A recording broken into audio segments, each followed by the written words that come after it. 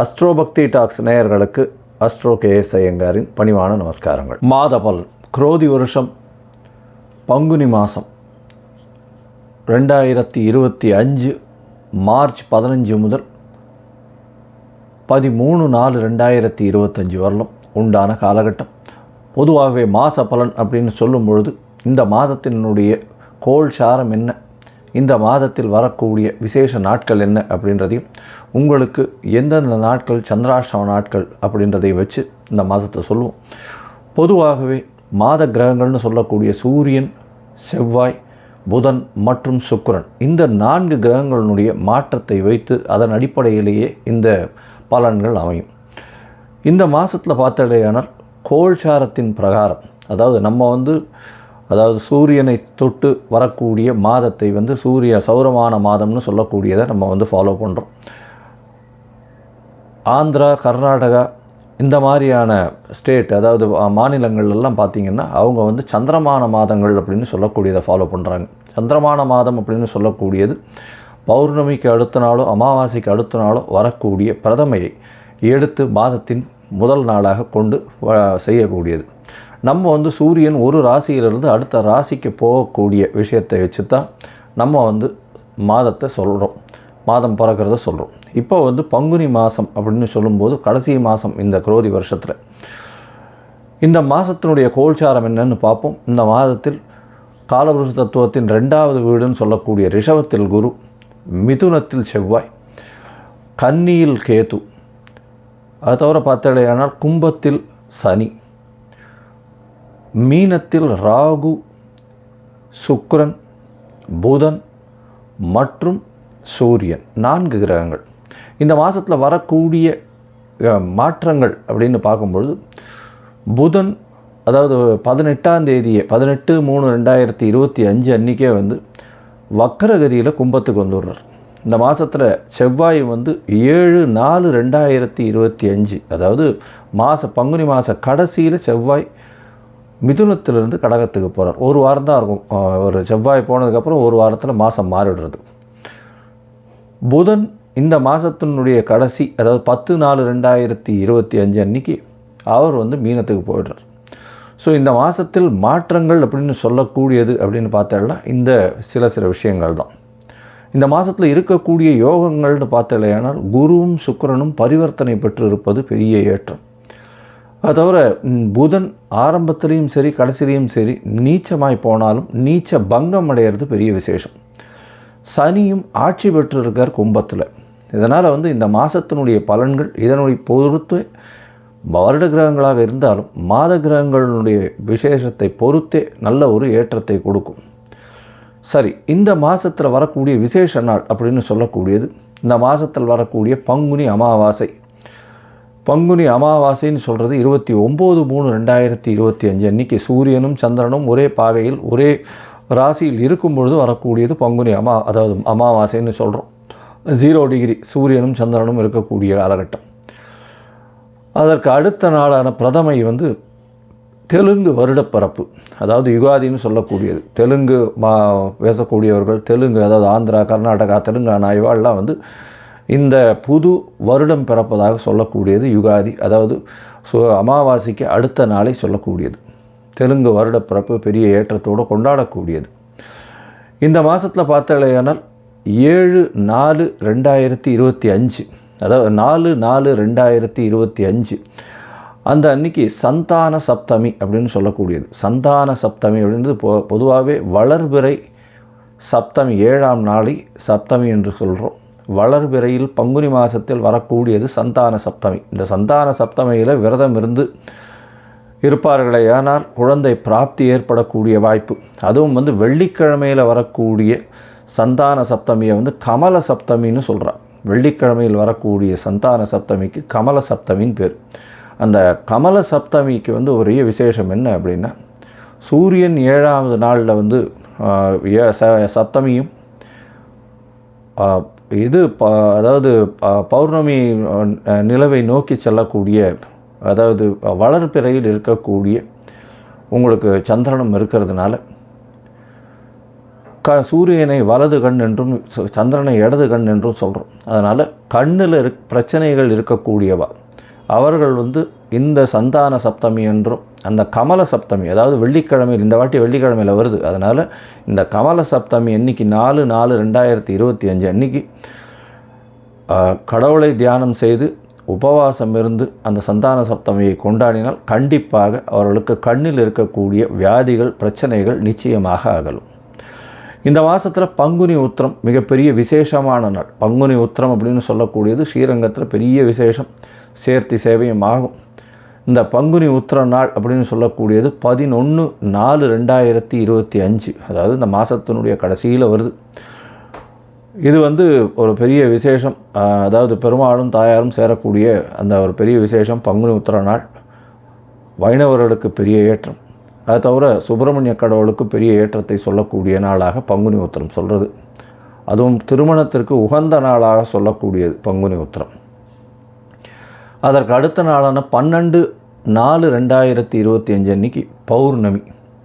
பௌர்ணமின்றது வந்து சூரியனும் சந்திரனும் ஒருவருக்கொருவர் 180 பாகையில் இருக்கக்கூடியது. பௌர்ணமி யோகத்தில் பிறந்தவர்கள் நாடை ஆளுபவர்கள் அப்படின்ற அளவில் வந்து பௌர்ணமி யோகம் இருக்கக்கூடியது எப்பொழுதுமே. ஏன்னா சூரியனும் சந்திரனுக்கும் 2 பேருக்குமே ஒளி அதிகமாக இருக்கும். இரவும் பகலும் மொத்தமாகவே ஒளி இருக்கிறதுனால கூர்மையான புத்தி கூர்மை அதிகமாக இருக்கும். எந்த ஒரு விஷயத்திலும் ஒரு அதாவது வெற்றியை நோக்கி, அவர்களுடைய இலக்கு வெற்றியை நோக்கி இருக்கக்கூடிய காலகட்டமாக இருக்கும். எல்லா விஷயத்திலையும் வெற்றி பெறக்கூடிய வாய்ப்புகள் மிகவும் அதிகம். இந்த பங்குனி உத்திரம் பௌர்ணமி இந்த மாதம் வந்து ரொம்பவும் விசேஷமான காலகட்டமாக அமையப்போகிறது. சரி, இந்த மாதத்தில் ஒரு ராசிக்கும் மேஷம் முதல் மீனம் வரை எப்படி இருக்குது அப்படின்றத பார்க்கலாம். அதுக்கு முன்னாடி என்னுடைய மொபைல் நம்பர் கீழே ஸ்க்ராலிங்கில் வரும். உங்களுக்கு அஸ்ட்ராலாஜிக்கல் கன்சல்ட் தேவைப்பட்டதே ஆனால் நீங்கள் எனக்கு ஃபோன் பண்ணுங்க. உங்களுடைய date, time, place of birth, உங்களுடைய பெயர், தாய் தந்தையின் பெயர் இது வரலாம் அனுப்புங்க. என்னுடைய கட்டணம் என்னன்னு சொல்கிறேன். என்னுடைய கட்டணத்தை செலுத்திட்டு அதற்குண்டான யூடிஆர் நம்பர் ஷேர் பண்ணுங்க. உங்களுக்கு ஜாதகத்தை போட்டு சந்தி இருக்கான்னு பார்த்துட்டு, அதாவது பாத சந்தி, நட்சத்திர பாத சந்தி, லக்ன பாத சந்தி இதெல்லாம் இருக்கான்றதை முதல்ல பார்த்துட்டு உங்களுடைய ஜாதகத்தை போட்டு அதுக்கப்புறம் அப்பாயின்மெண்ட் தரேன். அதுக்கேற்ற மாதிரி நம்ம அப்பாயின்மெண்ட்டில் பேசலாம். ஏன்னா எனக்கு வரக்கூடிய ஜாதகத்தில் பார்த்தாலேனால் 50-70 விழுக்காடு பர்சன்டேஜ் 50 வயசுக்கு மேலே ஆனவாள்லாம் வந்து இந்த பின்ன நட்சத்திரங்களில் இருப்பாள், அதாவது உடைந்த நட்சத்திரங்களில் இருப்பாள், புனர்பூசம் 3ஆம் பாதத்தில் இருப்பாள். அவள் வந்து புனர்பூசம் 3ஆம் பாதம் அப்படின்னு சொல்லிட்டு மிதுன ராசியை சொல்லிட்டு இருப்பாள், ஆனால் கடகராசியில் இருப்பாள். அதே மாதிரி மிருகசீரிஷம்னுவா, மிருகசீரிஷம் ரிஷபமாக மிதுனமாக மாறி இருக்கும்.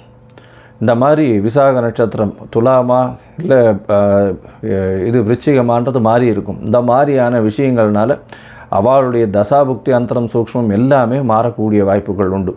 அதை தவிர பார்த்தோம்னா லக்ன சந்தியும் வந்துடுத்துறையானால் இந்த ஒரு லக்னத்துக்கும் ஒரு சுபர் பாவர் அசுபர் இதெல்லாம் இருக்கக்கூடிய வாய்ப்பு. அதனால் இவளுக்கு நல்ல நேரம் நடந்துட்டுருக்குன்னு நினச்சிட்டு இருப்பா, ஆனால் எந்த ஒரு விஷயமும் கைகூடி வராது. அது ஒரு மிகப்பெரிய பிரச்சனையில் போய் விட்டுருக்கும். அதனால் அவளுக்கே புரியாது. முதல்ல வந்து இந்த சந்தி இருக்கான்றதை செக் பண்ணிவிட்டு பார்த்துட்டு ஜாதகத்தை போட்டதுக்கு அப்புறம்தான் உங்களுக்கு நாங்கள் அப்பாயின்மெண்ட் தர முடியும். சரி, இப்போது பங்குனி மாதம் குரோதி வருஷம் மேஷம் முதல் மீனம் வரை 15/3/2025 முதல் 13/4/2025 வரை உண்டான காலகட்டத்தில் எப்படி இருக்குன்றதை ஒன்றா வருஷப்படுத்தி பார்க்கலாம். மேஷம், அஸ்வனி, பரணி, கிருத்திகை இந்த 3 நட்சத்திரம் 9 பாதங்களை கொண்ட ராசி. ராசியின் அதிபதினு சொல்லக்கூடியவர் செவ்வாய். இந்த பங்குனி மாதம் பார்த்தோம்னா உங்களுடைய ராசிநாதன் 3ஆம் இடத்துல இருக்கிறது பெரிய விசேஷம். 3ஆம் இடம்னு சொல்லக்கூடியது முயற்சி ஸ்தானம். முயற்சி ஸ்தானத்தில் வந்து உங்களுடைய ராசிநாதன் இருக்கார். இந்த மாத கடைசியில் வந்து உங்களுடைய ராசிக்கு 4ஆம் இடத்துல போய் நீச்சப்படுறார். 4ஆம் இடத்துல போய் நீச்சப்பட்டாலும் கவலைப்பட தேவையில்லை. ஏன்னா அவர் மிகவும் குறைந்த நாட்களே அந்த கடகராசியில் இருக்க போகிறார். அதனால் இந்த மாதம் பார்த்தாலேயானால் பங்குனி மாதத்தில் முயற்சிகள் எல்லாமே வெற்றி பெறக்கூடிய வாய்ப்புகள் நிச்சயமாக இருக்கும். ஏன்னா ராசிநாதனே 3ஆம் இடத்துல இருக்கிறது பெரிய விசேஷம். இதை தவிர பார்த்தோம்னா வீட்டில் வந்து குடும்பத்தில் நல்ல ஒரு சந்தோஷமான செய்தி வரக்கூடிய வாய்ப்பு. குடும்பத்தில் கணவன் மனைவிக்குள்ள அந்யோன்யம் இருக்கக்கூடிய வாய்ப்புகள். ஏன்னா குரு உங்களுடைய ராசிக்கு 9ஆம் அதிபதி, பாக்யஸ்தானாதிபதினு சொல்லக்கூடியவர். அவர் உங்களுடைய ராசிக்கு 2ஆம் இடத்துல இருக்கிறது பெரிய விசேஷம். ராசிக்கு 2ஆம் இடத்துல இருக்கிறத விட குருவும் சுக்கிரனும், அதாவது சுக்கிரன் வீட்டில் குருவும் குருவின் வீட்டில் சுக்கிரனும் மாறி இருக்கிறது பரிவர்த்தனை யோகத்தை கொடுக்கிறது. இதன் மூலியமாக அவர்கள் அந்தந்த இடத்தில் ஆட்சி பெறுறதுக்கு சமம். இதன் மூலியமாக பெரிய ஏற்றத்தை கொடுக்கக்கூடிய காலகட்டம். கணவன் மனைவிக்குள்ள நல்ல ஒரு அந்யோன்யம் இருக்கக்கூடிய காலகட்டம். அதை தவிர பார்த்தோம்னா வெளிநாடு வெளியூர் போகக்கூடிய பாக்கியம் உண்டு. வெளிநாட்டில் தொழில் மூலியமாக நல்ல ஒரு ஏற்றம் கிடைக்கக்கூடிய காலகட்டமாக அமையும். பேச்சில் நல்ல நளினம் இருக்கக்கூடிய காலகட்டம். குடும்பத்தில் நல்ல ஒரு ஏற்றம் இருக்கக்கூடிய காலகட்டமாக அமையும். ஒரு ராசிக்கு பார்த்தோன்னா 6ஆம் இடத்துல கேது பகவான், புதிய வேலை கிடைக்கும், வேலையில் ப்ரமோஷன் கிடைக்கக்கூடிய பாக்கியம். அது தவிர பார்த்தோன்னா வேலையில் ப்ரமோஷன் மூலியமாக பொருளாதார வளர்ச்சியும் அதிகமாக இருக்கும். ஏன்னா ஏற்கனவே குரு உங்கள் வீட்டினுடைய 2ஆம் இடத்துல பரிவர்த்தனை யோகத்தில் இருக்கார் குருவும் சுக்கிரனும். அதனால் பணம் வரக்கூடிய வாய்ப்புகள் ரொம்ப அதிகமாக இருக்கும். ஏன்னா தனம், குடும்பம், வாக்குஸ்தான அதிபதி ஆட்சி பெற்று இருக்கிறதும், அயன சயன போகஸ்தானாதிபதியும் ஆட்சி பெற்று போயிருக்கிறதுனால நல்ல தூக்கம் வரும், நல்ல சிந்தனை இருக்கும், நல்ல தூக்கம் வரும், உடல் நலத்தில் நல்ல ஏற்றம் இருக்கக்கூடிய காலகட்டமாக அமைய போகிறது. உங்களுடைய ராசிக்கு பார்த்தீங்கன்னா 6ஆம் இடத்துல இருக்கக்கூடிய கேது பகவான் மூலியமாக போட்டிகள் எல்லாவற்றிலும் வெற்றி பெறக்கூடிய வாய்ப்புகள் உண்டு. ஏன்னா குருவின் பார்வையும் கேது மேலே விழுறது பெரிய விசேஷத்தை கொடுக்கும். இதை தவிர பார்த்தீங்கன்னா உங்களுடைய ராசிக்கு 11ஆம் இடத்தில் சனி இருக்கிறது ரொம்பவும் விசேஷம். 11ஆம் இடத்துல சனி பகவான் இருக்கார். இந்த மாதத்தில் 11ஆம் இடத்தில் இருக்கக்கூடிய சனி பகவான் பெரிய ஏற்றத்தை கொடுக்கக்கூடிய காலகட்டம். செய்யக்கூடிய தொழிலில் பெரிய லாபத்தை கொடுக்கக்கூடிய வாய்ப்புகள் நிச்சயமாக உண்டு. அதுவும் இந்த மேஷராசிக்காரர்கள் யூனிஃபார்ம் சர்வீசஸ்னு சொல்லக்கூடிய போலீஸு, ஆர்மி, இந்த நேவி, இந்த மாதிரியான மிலிட்ரி, இந்த மாதிரியான இதில் இருக்கிறவங்க, அது தவிர பார்த்திங்கன்னா ரத்த வங்கி, ரத்தம் சம்பந்தமாக வியாபாரம் செய்பவர்கள், அதாவது இரத்த தான முகாம் நடத்துறது, இந்த மாதிரி ரத்த சேமிப்பு முகாம் நடத்துறது, இந்த மாதிரியான விஷயங்கள், மருத்துவம், அதை தவிர செங்கல், ஜல்லி, மண், ரியல் எஸ்டேட் பிஸ்னஸ், அதை தவிர பார்த்தாலேயானால் இந்த மருத்துவர்கள், செவிலியர்கள், இவர்களுக்கெல்லாம் பெரிய ஏற்றம் கொடுக்கக்கூடிய காலகட்டமாக அமையும். பொதுவாகவே பார்த்தோம்னா இந்த மாத கிரகங்கள் அப்படின்னு சொல்லக்கூடிய சூரியன், செவ்வாய், புதன் மற்றும் சுக்கிரனுடைய மாற்றத்தை வச்சு தான் மாதத்தினுடைய பலன்களை சொல்லுவோம். இந்த மாதம் பார்த்தோம்னா ராசிக்கு 12ஆம் இடத்துல, உங்களுடைய ராசிக்கு 12ஆம் இடத்தில் சூரியன் இருக்கார். ஏன்னா பங்குனி மாதம் ராசிக்கு 12ஆம் இடத்துல தான் சூரியன் இருப்பார். அவர் 5ஆம் அதிபதி 12ஆம் இடத்துல இருக்கார். பரிவர்த்தனை யோகத்தில் குருவும் ஆட்சி பெற்று போகிறதுனால சூரியனோட சேர்ந்து இருக்கிறது பெரிய விசேஷத்தை கொடுக்கக்கூடிய காலகட்டம்.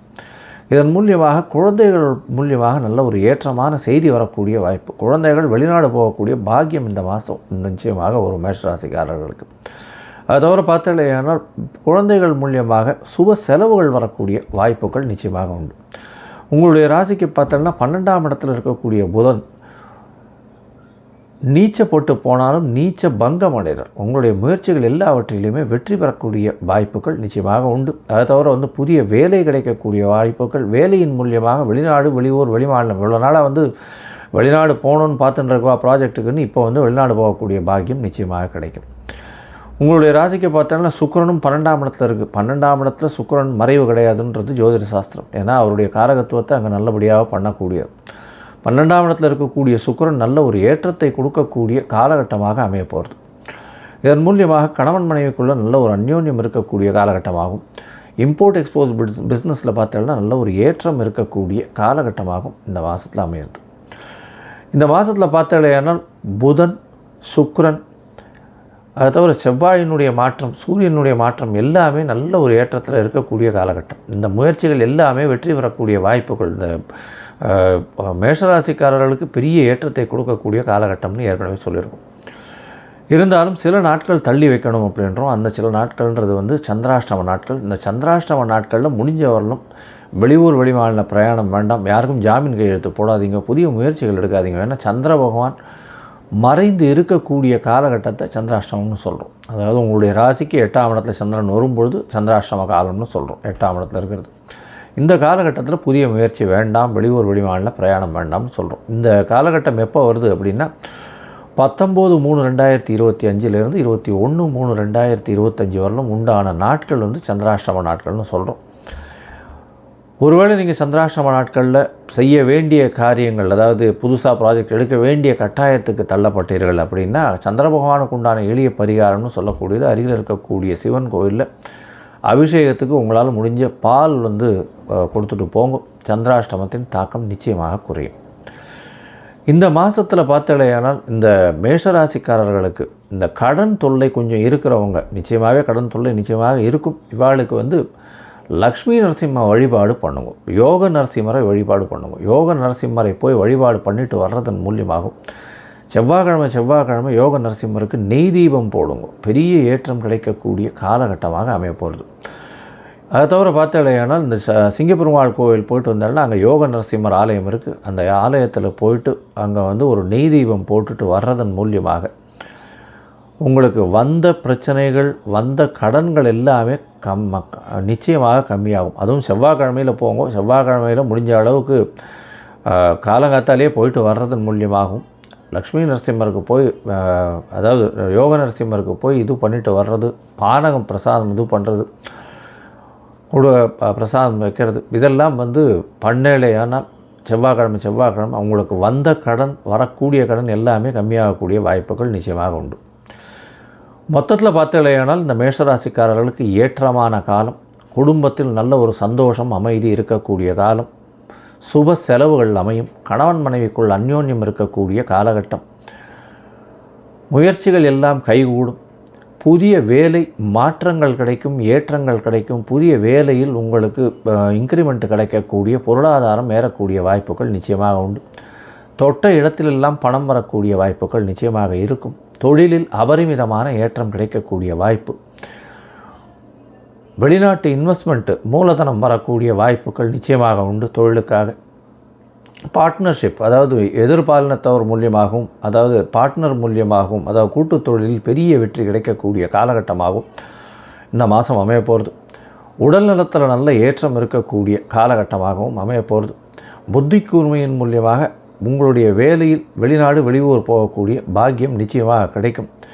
அதுவும் இந்த மேஷராசிக்காரர்கள் மருத்துவம் சார்ந்த தொழில்கள், அதை தவிர வந்து நர்சிங், அதை தவிர வீடு, ரியல் எஸ்டேட்டு, செங்கல், ஜல்லி, மண், ரியல் எஸ்டேட் புரோக்கர்ஸு, இதை தவிர பார்த்தாலேயானால் நெருப்பு சம்பந்தமாக சமையல் கலை வல்லுநர்கள், நெருப்பு சம்பந்தமான வேலைகள் செய்பவர்கள், அதை தவிர வந்து இந்த இரத்த வங்கி, இந்த மாதிரியான விஷயம், மிலிட்ரி சர்வீசஸ், இந்த மாதிரியான விஷயங்கள் இருக்கிறவாள்லாம் பெரிய ஏற்றம் கிடைக்கக்கூடிய மாதமாக இந்த பங்குனி மாதம் வருது. இந்த பங்குனி மாதத்தில் லக்ஷ்மி நரசிம்ம வழிபாடும், யோக நரசிம்மரை போய் சேவிச்சிட்டு வர்றதும், அவருக்கு துளசி மாலை போட்டுட்டு வர்றதும் செவ்வாய்க்கிழமை பண்ணுறதன் மூலியமாக உங்களுடைய கடன், சுமை, பிணி எல்லாமே நீங்கக்கூடிய வாய்ப்புகள் நிச்சயமாக உண்டு. ரிஷபம், கிருத்திகை, ரோகிணி, மிருகசீரிஷம், இந்த 3 நட்சத்திரம் 9 பாதங்களை கொண்ட ராசி. ராசியின் அதிபதினு சொல்லக்கூடியவர் சுக்கிரன். இந்த மாதம் பங்குனி மாதம் பார்த்தேன்னா குரோதி வருஷம் உங்களுடைய ராசிநாதன் உச்சம் பெற்று போயிருக்கிறது பெரிய விசேஷம். அதுவும் 11ஆம் இடத்துல போய் உச்சம் பெற்று போயிருக்கார். எது நினைச்சிங்கன்னாலும் கண்டிப்பாக உங்களுக்கு வந்து சேரும்.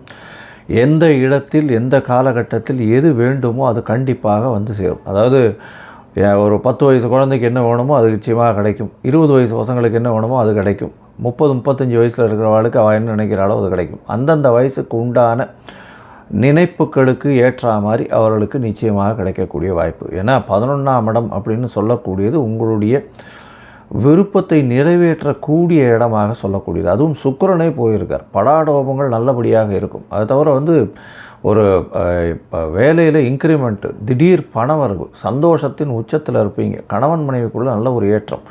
மூத்த சகோதரிகள் கூட வந்து நல்ல ஒரு இணக்கமான போக்கு, அவர்கள் மூலியமாக ஆதாயம்.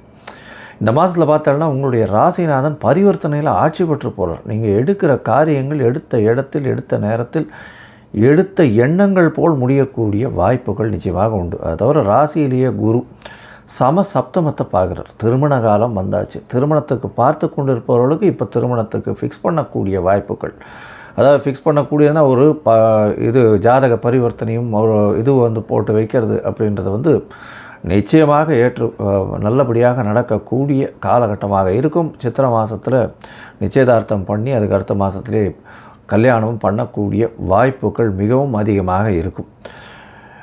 வெளிநாட்டு பிரயாணம் போகக்கூடிய பாக்கியம் உண்டு. ஏன்னா 12ஆம் அதிபதி 2ஆம் இடத்துல இருக்கார். 12ஆம் அதிபதி 2ஆம் இடத்துல இருக்கிறதுனால கொஞ்சம் செலவுகள் கொஞ்சம் அதிகமாகும். செவ்வாய் வந்து 2ஆம் இடத்துல போய் இருக்கிறது செலவுகள் கொஞ்சம், குடும்பத்திற்குன்னு செலவுகள் கொஞ்சம் அதிகமாக பண்ணக்கூடிய காலகட்டமாக அமையும்.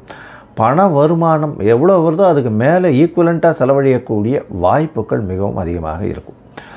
இந்த மாதத்தில் பார்த்தீங்கன்னா உங்களுடைய ராசியிலேயே குரு இருக்கார். ராசிக்கு 5ஆம் இடத்துல கேத்து, குழந்தை பிராப்தி ஏற்படக்கூடிய பாக்கியம் உண்டு. இருந்தாலும் கேத்து 5ஆம் இடத்துல இருக்கிறதுனால மருத்துவர்களுடைய ஆலோசனையோடு இருக்கிறது ரொம்பவும் நல்லது. கர்ப்பிணி பெண்கள் ரொம்ப ஜாகிரதையாக இருக்கிறது நல்லது. மருத்துவ ஆலோசனை பெற்று இருப்பது மிகவும் நல்லது. உங்களுடைய ராசிக்கு பார்த்தடையானால் 10ஆம் இடத்தில் இருக்கக்கூடிய சனி பகவான் 9, 10 அதிபதி அப்படின்னு சொல்லக்கூடியவர் தர்ம கர்மாதிபதி அப்படின்னு சொல்லக்கூடியவர் 10ஆம் இடத்துலேயே இருக்கார். பொது காரியங்களுக்கு நீங்கள் பணம் செலவு பண்ணுவீங்க. இது ஒரு பெரிய ஏற்றத்தை கொடுக்கக்கூடிய காலகட்டமாக அமையும். ஏன்னா பொது காரியங்களுக்கு நீங்கள் செலவு பண்ணுறது ரொம்ப நல்லது. ஏன்னா இந்த காலகட்டத்தில் தர்ம கர்மாதிபதியாக இருக்கக்கூடியவரே சனி உங்களுக்கு. அதனால் உங்களால் இயன்ற வரை பொது காரியங்களுக்கு நீங்கள் செலவு பண்ணக்கூடிய வாய்ப்புகள் மிகவும் அதிகம். அது தவிர பார்த்தீங்கன்னா 11ஆம் இடம் வலுப்பெற்று போயிருக்கு. 11ஆம் இடத்துல உங்களுடைய ராசிக்கு 2, 5 அதிபதியானவர் நீச்சம் பெற்று போயிருந்தாலும் நீச்ச பங்கம் அடைகிறார் புதன். இதன் மூலியமாக பார்த்தலையானால் குடும்பத்தில் கணவன் மனைவிக்குள்ள நல்ல ஒரு ஏற்றம் இருக்கும். அது தவிர புதிய முடிவுகள் எடுக்கக்கூடிய வாய்ப்புகள் உண்டு. உங்களுக்கு பதவி, புகழ், அந்தஸ்து, கௌரவங்கள் வரக்கூடிய வாய்ப்பு உண்டு. படிக்கக்கூடிய மாணவர்களுக்கு நல்ல ஏற்றம், உடல் நலத்தில் நல்ல ஏற்றம் இருக்கக்கூடிய காலகட்டமாக அமைய போகிறது.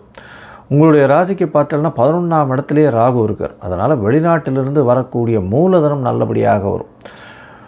பார்ட்னர்ஷிப் பிஸ்னஸில் பெரிய ஏற்றம் கிடைக்கக்கூடிய காலகட்டமாக இருக்கும். அதன் மூலியமாக பணவரவு வரக்கூடிய வாய்ப்புகள் நிச்சயமாக உண்டு. 11ஆம் இடத்தில் சூரியன் இருக்கிறதுனால எந்தவித தோஷமும் அற்ற நிலை இருக்கும். சுக்கிரன் ராசிநாதனும் அங்கே இருந்து பரிவர்த்தனை யோகம் பெறுறது பெரிய விசேஷத்தை கொடுக்கக்கூடிய காலகட்டமாக இருக்கும். ராஜயோகத்தை அள்ளித்தரக்கூடிய காலகட்டம். உங்களுடைய ராசிக்கு பார்த்தீங்கன்னா ரிஷப ராசியை பொறுத்தவரையும் 11ஆம் இடம் வலுப்பெற்று போகிறது. ராசிநாதனும் பரிவர்த்தனை பெற்று போகிறார். 2, 5 அதிபதி அப்படின்னு சொல்லக்கூடிய புதன் தனஸ்தானாதிபதி, குடும்பஸ்தானாதிபதி நீச்சப்பட்டாலும் நீச்ச பங்கம் அடைகிறது பெரிய விசேஷம். இதன் மூலியமாக பெரிய வெற்றிகள் தேடி வரக்கூடிய காலகட்டம். முயற்சிகள் எல்லாமே வெற்றி பெறக்கூடிய வாய்ப்புகள் நிச்சயமாக உண்டு. இந்த காலகட்டத்தில் முயற்சிகள் வெற்றி பெறும்னு சொன்னாலும் சில நாட்கள் முயற்சிகளை தள்ளி போடுவது நல்லது. அந்த சில நாட்கள் அப்படின்னு சொல்லக்கூடியது சந்திராஷ்டம நாட்கள். இந்த சந்திராஷ்டம நாட்கள் அப்படின்றது சந்திரன் உங்களுடைய ராசிக்கு 8ஆம் இடத்துல மறைஞ்சி இருக்கக்கூடிய காலகட்டம். மதிகாரகன்னு சொல்லக்கூடிய சந்திரன் மறைந்து இருக்கிறதுனால கண்டிப்பாக மதி மயங்கக்கூடும், தவறான முடிவுகள் எடுக்கக்கூடிய வாய்ப்புகள் நிச்சயமாக உண்டு. இதன் மூலியமாக பார்த்தலையானால் அந்த காலகட்டத்தில் புதிய முயற்சி எடுக்க வேண்டாம். வெளியூர் வெளிமாநில பிரயாணம் வேண்டாம். யாருக்கும் ஜாமீன் கையெழுத்து போடாதீங்க. அதாவது அவர் பணம் கொடுத்துருவாருன்னு சொல்கிறதோ, இந்த காசிப்பிங் இந்த மாதிரியான விஷயங்கள் பண்ணாதீங்க. இதன் மூலியமாக உங்களுக்கு ஒரு நல்ல ஏற்றம் கிடைக்கும். ஒருவேளை நீங்கள் சந்திராஷ்டம காலகட்டத்தில் ஏதாவது புதிய முடிவு எடுக்க வேண்டும் அப்படின்றது ஒரு கட்டாயத்தில் இருந்தீர்களேனால் சந்திர பகவானுக்கு உண்டான எளிய பரிகாரம்னு சொல்லக்கூடிய அகத்திக்கீரை அருகில் இருக்கக்கூடிய கோசாலையில் கொடுத்துட்டு வர்றதன் மூலியமாக சந்திராஷ்டமத்தின் தாக்கம் குறையும். இந்த மாதம் பார்த்தலையானால் அதாவது பங்குனி மாதத்தில் 21/3/2025 23/3/2025 வரலும் உண்டான நாட்கள் சந்திராஷ்டம நாட்கள். மொத்தமாக பார்த்தோன்னா இந்த காலகட்டமான பங்குனி மாதம் நல்ல ஒரு ஏற்றம் கிடைக்கக்கூடிய காலகட்டம். நீங்கள் சுக்கிரனுக்கு, அதாவது நவகிரகத்தில் இருக்கக்கூடிய சுக்கிரனுக்கு போய் நெய் விளக்கு போடுங்க. அதுவும் கல்கண்டு அதில் சேர்த்து நெய் விளக்கு போடுங்க. பஞ்சு திரியில் போடுங்க நெய் விளக்கு. நிச்சயமாக ஒரு பெரிய ஏற்றம் கிடைக்கும். கணவன் மனைவிக்குள்ளே நல்ல ஒரு அந்யோன்யம் கிடைக்கும். ஏன்னா 2ஆம் இடத்துல செவ்வாய் இருக்கிறது, பேச்சில் ரொம்ப கவனமாக இருக்கணும். அதனால் அதுவும் 12ஆம் அதிபதியே 2ஆம் இடத்துல இருக்கிறதுனால கணவன் மனைவிக்குள்ள அந்யோன்யம் குறையக்கூடிய வாய்ப்புகள் உண்டு. அதனால் இந்த சுக்கிரனுக்கு உண்டான பரிகாரம் பண்ணுங்க. ஸ்ரீரங்கம் போயிட்டு வாங்க, தாயாரை போய் சேவிச்சுட்டு வாங்க. மொத்தத்தில் பார்த்தீங்களேனால் ரிஷபராசிக்காரர்களுக்கு ஒரு வரப்பிரசாதமான மாதம். மிகப்பெரிய ஏற்றங்கள் உண்டு. திருமண பாக்கியம் வரக்கூடிய வாய்ப்புகள் உண்டு.